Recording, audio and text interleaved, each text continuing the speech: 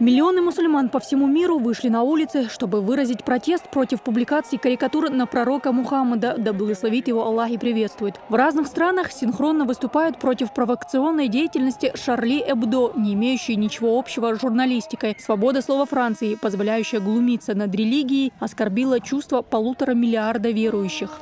Если вы позволяете себе под этим ликом свободы, слоганом оскорблять чувств сотен, миллионов и миллиарда человек, то вы автоматически нарушаете права этих людей, право на чувства, право веры. Значит, вы экстремист. У вас крайние взгляды. Публикации на пророка, да благословит его Аллах и приветствует, стали продолжением экстремистской деятельности французских журналистов. Эксперты говорят, что действия газетчиков и тех, кто стоит за ними, это заговор против нравственности. Страна, в которой официально разрешены однополые браки, еще раз доказала, что моральные ценности чужды свободной демократической Франции. Если другие конфессии в мире теряют своих адептов, то единственная религия, которая развивается сегодня, это ислам. Несмотря ни на что. Я не думаю, что эти люди так ненавидят Мухаммада, что они так ненавидят религию. Нет. На чем можно сделать себе имидж? На чем можно сделать себе деньги или популярность? На горячем, на грани.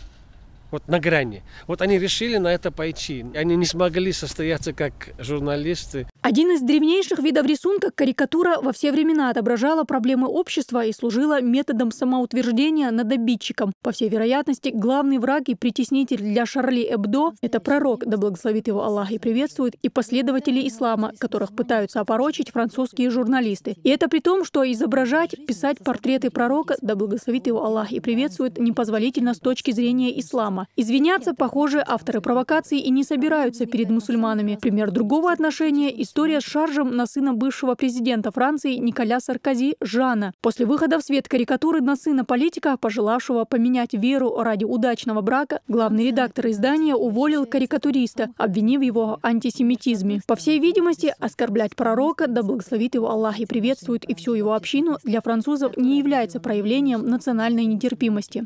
Ислам, конечно, в последнее время стал гонимым, оно становится в глазах, в устах, к сожалению, наших коллег, бранным словом становится. Это была лишний раз попытка спровоцировать, я думаю, что не больше и не меньше, спровоцировать. Но они на этот результат не рассчитывали, они просто хотели оскорбить, спровоцировать. Это непрофессионализм наших коллег, это безнравственность, отсутствие каких-либо нравственных интересов. Просто была провокация, неуважительное отношение. Это внутреннее содержание, внутренний мир этих людей, не больше. Поэтому я об этом говорю с сожалением. Мне жаль этих людей, которые могли даже подумать, нарисовать карикатуру пророка. Есть ощущение, что это какая-то очень хорошо спланированная провокация, цель которой натравить друг на друга народы, конфессии. И здесь нужно, конечно, политическая воля руководителей, особенно европейских стран.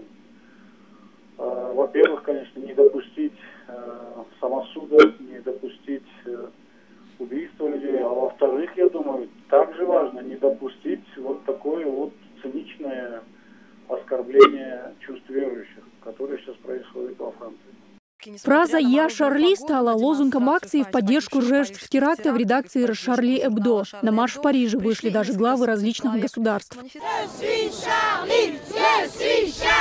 Исламский мир приветствует единодушное осуждение терроризма, однако задается вопросом, почему лидеры мировых держав осуждают только преступления, совершенные в отдельно взятой Пятой Республике, и дают свой ответ всем тем, кто сегодня громко заявляет, что он Шарли. Я считаю, что зло порождает зло. Таковы уж реалии современного современного мира.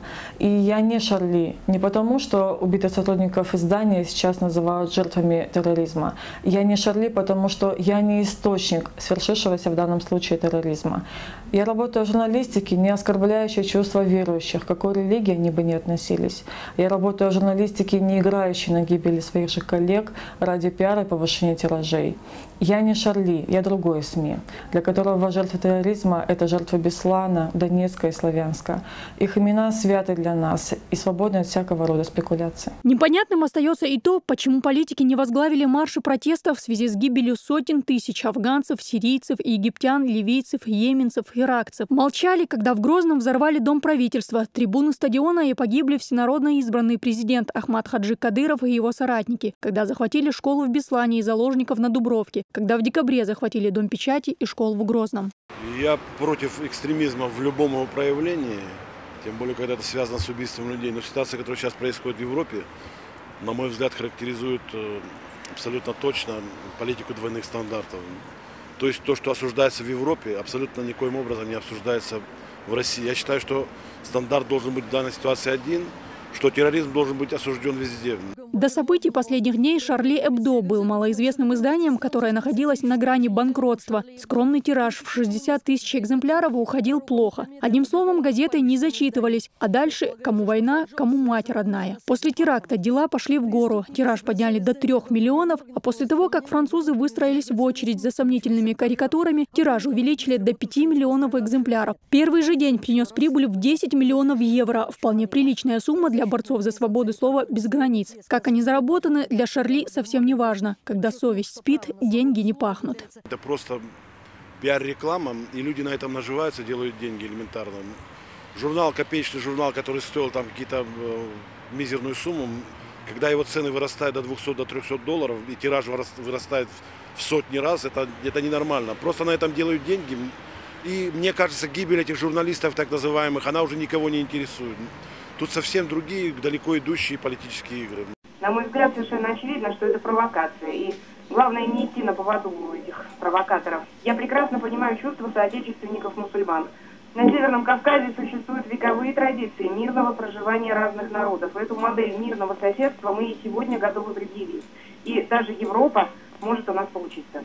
В Чеченской республике политики, деятели искусств и общественность осуждают безнравственные действия французских журналистов. В студии телекомпании «Грозный» собравшиеся сначала прочитали мавлид, после чего подвергли жесткой критике события, произошедшие во Франции, и призвали не поддаваться на мнимые радикальные лозунги. Лишь объединившись, можно победить то зло, которое и пытаются посеять между людьми заинтересованные лица. Та карикатурная история, которая сегодня имела место быть в Париже, это такая мелочь перед тем величием, перед той глобальностью и вселенским пониманием малейшей молекулы света нашего пророка Мухаммада, саллаллаху вассалям. Это величайший акт языческого улюлюканья, это величайший акт вандализма. Жители республики в понедельник, 19 января, решили провести народную манифестацию. Поддержать любимого пророка, да благословит его Аллах и приветствует, на улице столицы выйдут более 500 тысяч человек. Выразить свое отношение к происходящему – долг каждого мусульманина. Дагмара Касаева, Муслим Типаев и Дани Хавхаров. Новости.